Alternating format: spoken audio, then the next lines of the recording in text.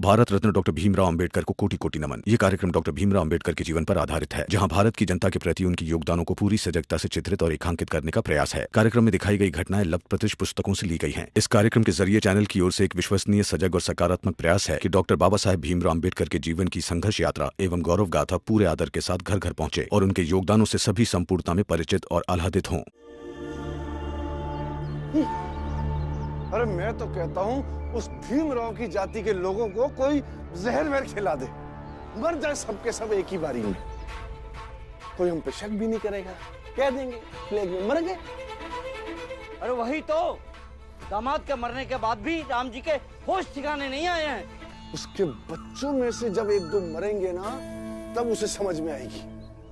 सेठ जी, सेठ जी, सेठ जी, आपका बेटा ध्रुव बंबई से वापस लौट आया है। क्या? बंबई से वापस आ गया? हाँ। अरे वो है कहाँ? वो अपनी कुटिया के बाहर ही खड़ा है। चलिए। चलो चलो। बाबा। अरे ये क्या है? हम यहाँ थोड़ी दूर आप सबके लिए खाना बनाएंगे। और बाबा, आपने ही तो कहा था ना कि हम पीछे से मदद करने वाले सिपाही हैं, तो हमें अपनी जिम्मेदारी का एहसास हुआ, तो हम ये सब कुछ लेकर आ गए। बहुत अच्छा काम किया। देखो, हम सामूहिक खाना बनाने के लिए यहीं पे कहीं चूल्हा बना देंगे और सब मिलके खाना बनाएंगे। लेकिन सचमुच बहुत अच्छा काम किया। रामजी भाऊ, रामजी भाऊ, ध्रुव बंबई से वापस आ गया। वो ठीक तो है ना?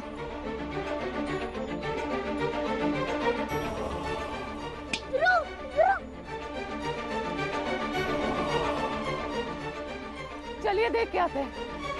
आप लोग बस बाला भैया को बुला दीजिए। आ जाएगा तेरा बाला भैया, लेकिन तू मुंबई से आया कैसे? बाबा, अब मेरे पास मत आइए। अब दूर हटिए मुझसे, दूर हटिए। मेरे पास मत आना, दूर है मुझसे।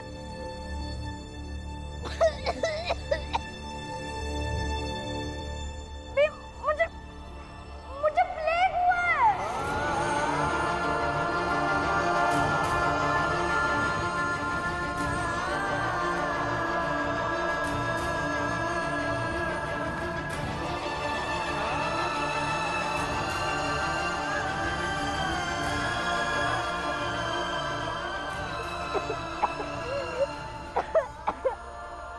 सेठ जी, पीछे आ जाइए, आपके बेटे को प्लेग है।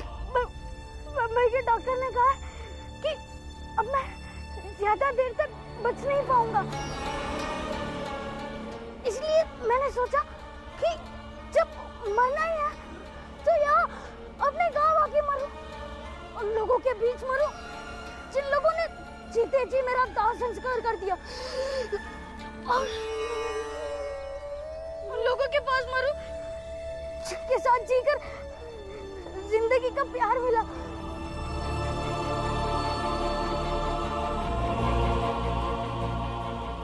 ध्रुव, अस्पताल चल, सब कुछ ठीक हो जाएगा। नहीं, मेरे पास मत आना। बम्बई से यहाँ तक आ गया, यही बहुत है।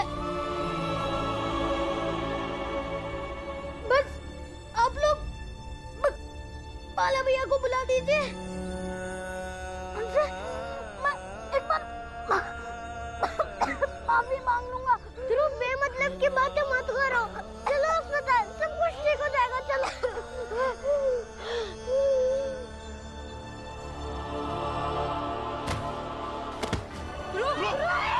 कोई आगे नहीं जाएगा। सेठ जी पीछे आइए, आपके बेटे को प्लेग, आपको प्लेग हो जाएगा, समझिए।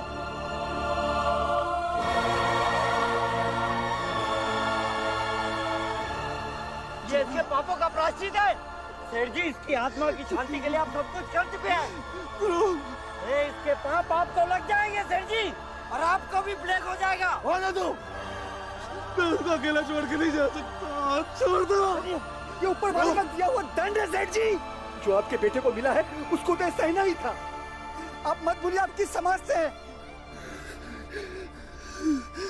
पर वो मेरा बेटा है ध्रुव, मैं उसे ऐसे नहीं छोड़ सकता। छोड़ो जी, दिल पर पत्थर रख लीजिए।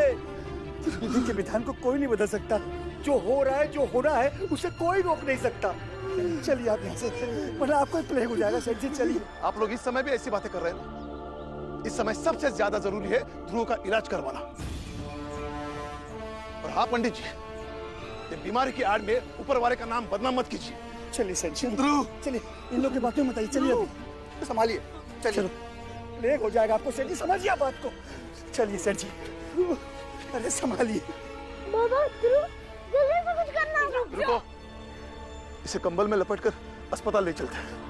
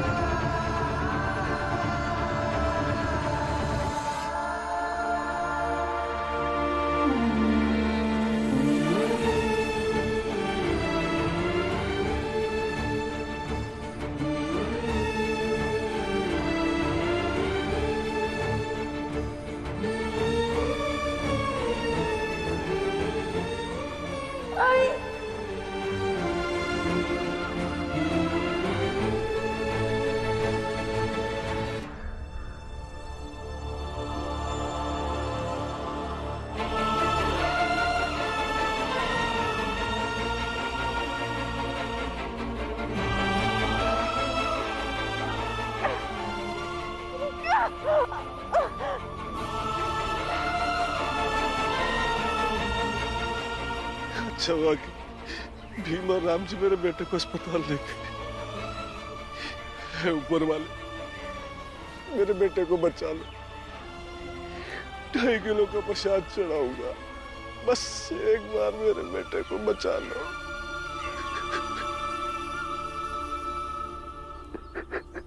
बड़े ही स्वार्थी आदमी हो सेठ जी आप। अपनी ही जात के लोगों को अस्पताल जाने से आप रोकते रहे, और जब भीमराव ने उन्हें समझाने की कोशिश की तो आपने उसी के पीछे प्लेग से बीमार आदमी दौड़ा दिया। और आज जब आपका बेटा अस्पताल जा रहा था तब नहीं रोके।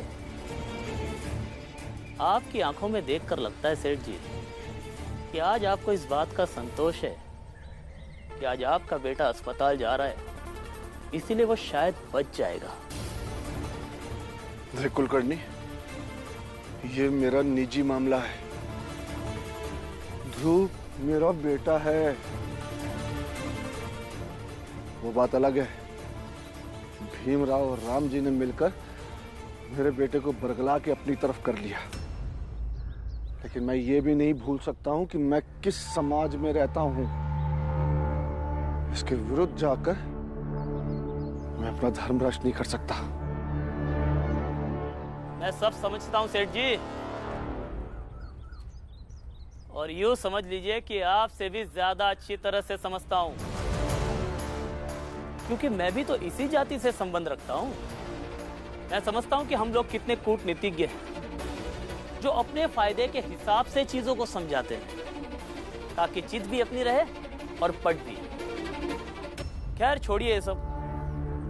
अगर अभी भी आपके दिलो दिमाग में थोड़ी सी भी इंसानियत बची हो ना, तो जाइए और उस राम जी के परिवार को धन्यवाद कीजिए। मैं उन लोगों का धन्यवाद दूंगा।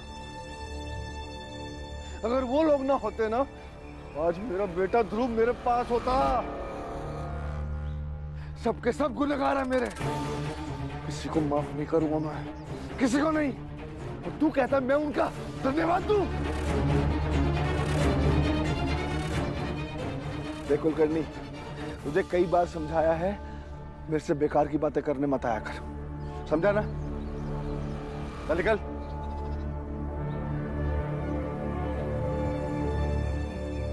एक ये है जो धन्यवाद करने में भी अपनी हीनता महसूस करते हैं,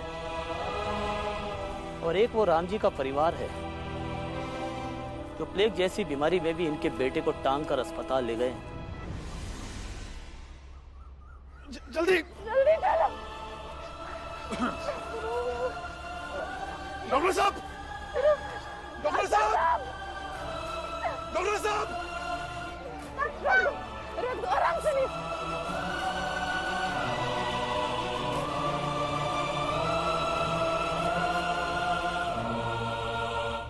डॉक्टर साहब, इसे देख लीजिए। ये तो आपकी जात का है, आप इसे देख सकते हैं।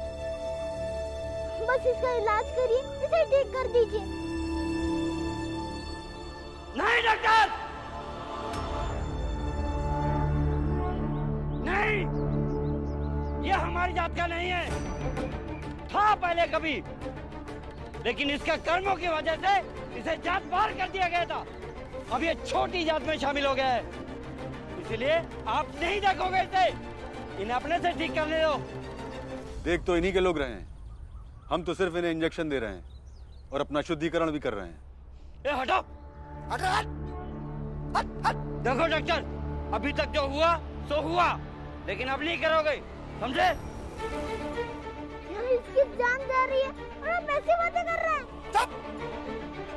जाने दो भीम, ये लोग ऐसी बातें करने के लिए बने। मैं देखता हूँ, इंजेक्शन मैं देता हूँ। ऐसा नहीं हो सकता राम जी, इन लोगों के होते हुए हम इंजेक्शन नहीं दे सकते। मैं तुम्हें इसकी दवा देता हूँ, वो तुम इसे खिला दो। बच गया तो इसकी किस्मत है। जाइए, जल्दी जाइए। पुरंजर, खटिया का बंदोबस्त कर। हाँ।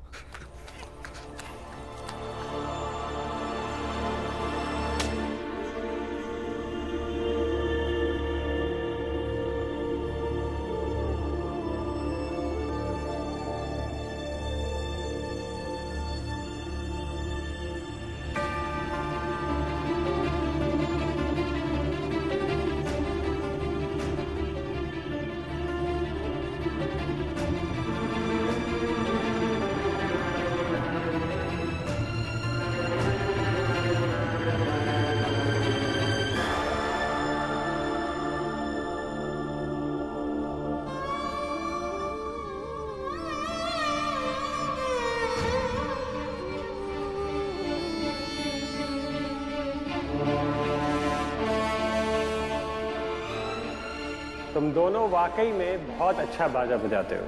हमने आपस में सलाह करके ये तय किया है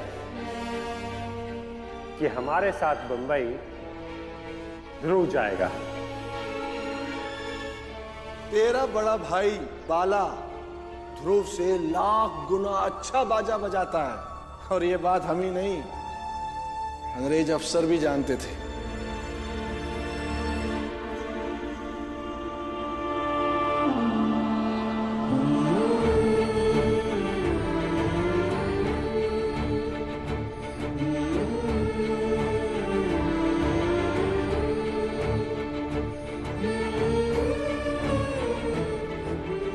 बेटा पकड़, आ गया भीमा भाई, थोड़ा पानी लेना।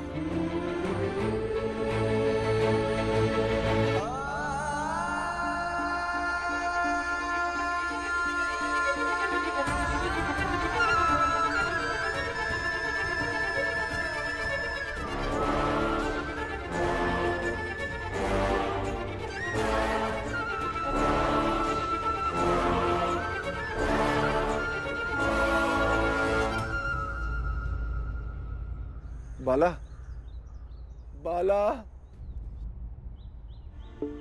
तू अस्पताल गया था क्या? हाँ, मेरे बेटे ध्रुव से मिला? कैसी तबीयत है उसकी? बोलना, बोलता क्यों नहीं? बेईमानी से भेजा था ना उसे बम्बई, हो गया उसे प्लेग। खुद जाकर देख लो कि जिंदा है कि मर गया। मुझे क्यों पूछ रहे हो? इंसानियत नाम की चीज नहीं है तुझ में। तेरे साथ वो बाजा बजाता था ना, तू ऐसी बातें कैसे कर सकता? साथ बजाता था, लेकिन अभी वो अंग्रेजों के साथ अंग्रेजी बैंड बजाता है। जिसे जाना चाहिए था वो तो यहीं रह गया। अब इंसानियत नहीं बची थी, अब तो जाति का खेल खेल कर भेज दिया उसे। अभी खुद जाकर क्यों नहीं देख लेते? क्या फायदा ऐसे समाज और जात का जो खुद के ही बेटे के पास जाने से रोकता है। अभी अब जाइए यहाँ से, मुझे किसी से बहस नहीं करनी है। जाइए।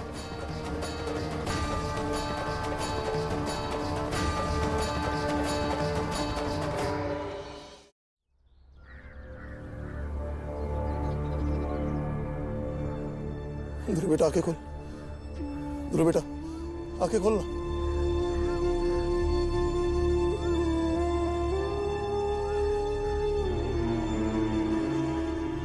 बाबा क्या हुआ ध्रुव को? ठीक है ना ध्रुव? डॉक्टर साहब, डॉक्टर साहब, ये आंखें नहीं खोल रहा है। इसका बचना तो बहुत मुश्किल है रामजी।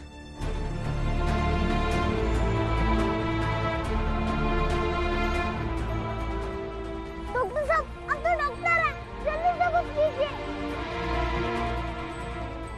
नहीं डॉक्टर,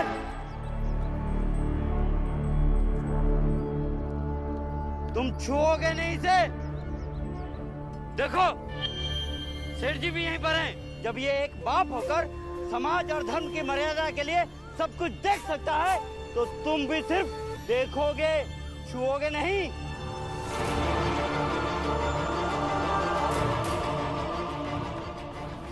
डॉक्टर साहब,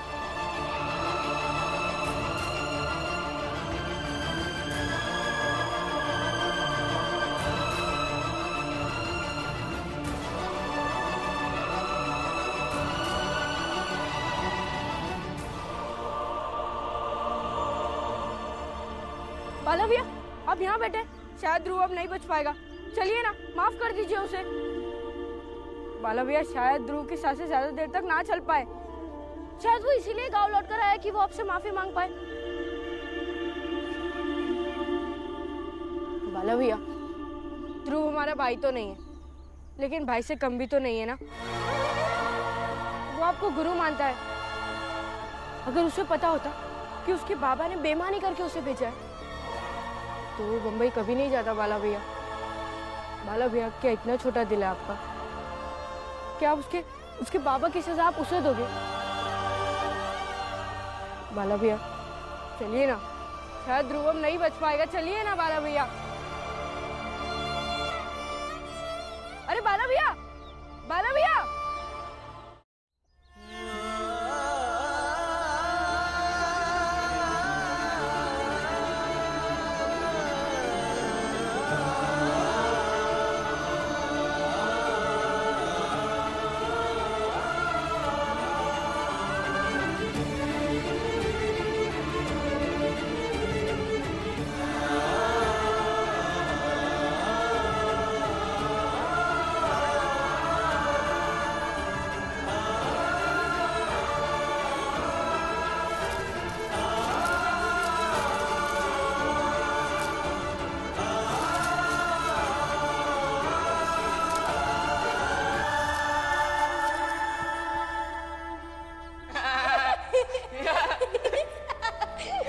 अतरंगी है ध्रुव, तेरी जिंदगी सबसे अलग है।